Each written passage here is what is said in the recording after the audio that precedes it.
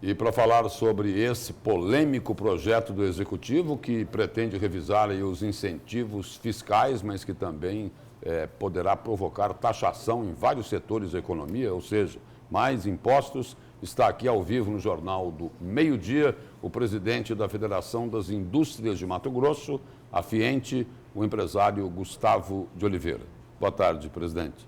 Boa tarde, Lúcio. Boa tarde, Nayara. Boa tarde a todos que estão aí nos assistindo. Boa tarde. Presidente, numa audiência pública nessa semana lá na Assembleia, o senhor falou, olha, a minha preocupação com esse projeto é que ele provoca desemprego e também causa insegurança jurídica no meio empresarial. Aí o governador Mauro Mendes veio e fez uma crítica pesada, até indo pelo campo mais pessoal. E aí eu vi uma foto hoje aí na imprensa, né, do presidente da Federação das Indústrias, o senhor, o governador Mauro Mendes, tudo resolvido? Levantou a bandeira branca aí, tudo certo? Bom, primeiro, Lúcio, eu nunca me afastei da pauta. A pauta é a discussão desse projeto de lei complementar e dos reflexos dele para a sociedade. O governador ontem, numa reunião à noite, conversou conosco, se posicionou, efetivamente reconheceu que deu uma declaração de cabeça quente, como acontece com todos nós estamos sujeitos a isso, mas nós somos bons amigos e mais do que isso, ele tem os interesses para recuperar economicamente o Estado e eu fui legitimamente eleito para defender o setor industrial. Então o que nós precisamos agora é debruçar sobre essa pauta e não interessa muito se a gente é amigo ou inimigo. O efeito desse projeto de lei complementar é que tem que ser debatido. Agora, presidente, assim como o Lúcio disse, o senhor falou que esse projeto vai gerar, na verdade, o desemprego e o fechamento de muitas empresas aqui no estado de Mato Grosso. Por que a FIENTE chegou a essa conclusão? Explica para a gente, por favor. Bom, o que eu disse na sessão, na Assembleia Legislativa, na audiência pública, foi que encaminhar um projeto como esse, sem entender as consequências econômicas do que ele propõe, é muito perigoso e que pode gerar desemprego, pode gerar o fechamento de empresas. Preliminarmente, nós temos que compreender algumas coisas. Primeiro, se você aumenta os impostos, ou a carga de impostos, ou a alíquota, ou de qualquer maneira, o empresário tem que recolher mais impostos para o Estado, ele tem duas soluções. Ou ele corta custo, e isso sim pode levar ao desemprego, ou ele aumenta o preço, e isso pode levar a uma inflação, a um aumento de preços. Os monitoramentos mostram, por exemplo, que nos últimos 60 dias, o preço do arroz subiu 20% no mercado em Mato Grosso. Por quê? Porque não se produz mais arroz em Mato Grosso. O arroz vem de fora, vem do Rio Grande do Sul, de outros estados, tem frete, tem diferencial de alíquota de ICMS entre alguns estados. E aqui dentro, esse arroz, quando é produzido aqui dentro, ele tem isenção de ICMS hoje. Então, é um produto que sai mais barato para o consumidor quando é feito industrializado aqui. O que nós quisemos chamar a atenção do governo é que, sem uma discussão adequada, o que o governo enxerga como uma reorganização tributária tem impactos econômicos e sociais muito importantes. Presidente, nessa reunião com o governador Dante de Oliveira, ontem à noite, como o senhor falou aí... Dante não estava presente. Não, com o governador Mauro Mendes, desculpe. O que é que ficou acertado nessa reunião com o governador Mauro Mendes?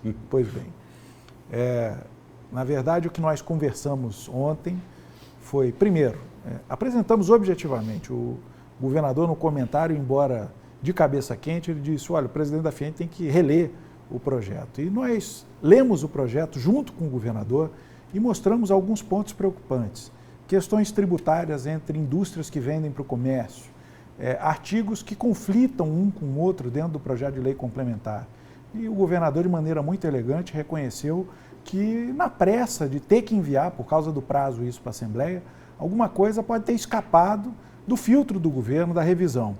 De maneira muito democrática, ele abriu espaço para que não só a indústria, mas comércio, o setor agropecuário possam apresentar essas minutas. Então é possível, presidente, já diante dessa manifestação do governador, possível desmembrar, na verdade, fazer um projeto focado na revisão dos incentivos e depois um focado na revisão da carga tributária, uma reforma tributária?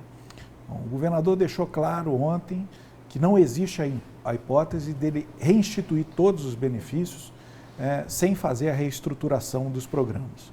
No caso específico da indústria, o que nós pedimos foi, então, que essa lei de reinstituição aprove o PRODEIC com tetos mais elevados do que o que está lá proposto, 95% para vendas para fora do Estado e 85% para dentro do Estado, e que nós possamos, até final de outubro, discutir setorialmente, porque o governo pode, a qualquer momento, depois de reinstituídos, reduzir benefícios. O que ele não pode é aumentar benefícios.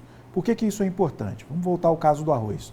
Mato Grosso já industrializou mais de 2 milhões de toneladas de arroz em anos passados e nesse ano industrializou só 500 mil toneladas. Isso quer dizer que a indústria está diminuindo de tamanho e esse preço do arroz está aumentando para o consumidor final.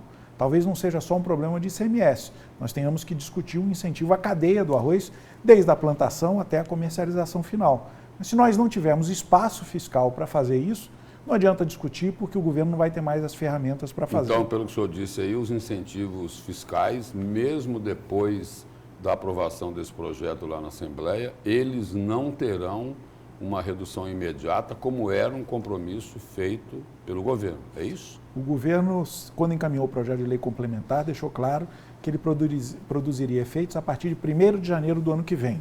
Então, o que nós queremos é, entre julho agora e final de outubro, que também os empresários precisam de 2 meses para se adequar, o governo precisa, nós queremos esse espaço para discutir o grau dessa redução, se ela é necessária ou não.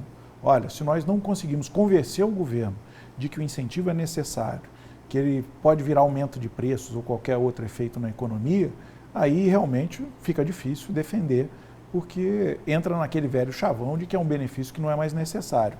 Nós vamos convencer o governo setorialmente de que a indústria de Mato Grosso precisa sim de incentivos em diversas áreas. Sem corte nos incentivos. Com ajustes. Existem indústrias que têm incentivos maiores do que outras. Esse ajuste é para reduzir. Existem indústrias que têm incentivos maiores do que outras do mesmo setor. Uma coisa muito boa da proposta é que ela dá o mesmo nível de incentivo para todas as indústrias do mesmo setor. Isso regulariza a situação concorrencial dessas indústrias, que vão ter o mesmo imposto para pagar, e evita casos como os de corrupção que nós vimos, concedendo num balcão de negócios incentivos a alguns maiores do que aos seus concorrentes. Presidente, obrigado pela presença e pelas informações aqui no Jornal do Meio-Dia. Eu que agradeço, o debate continua e vamos conversar com o governo e com a Assembleia para ajustar tudo isso. Obrigada, presidente.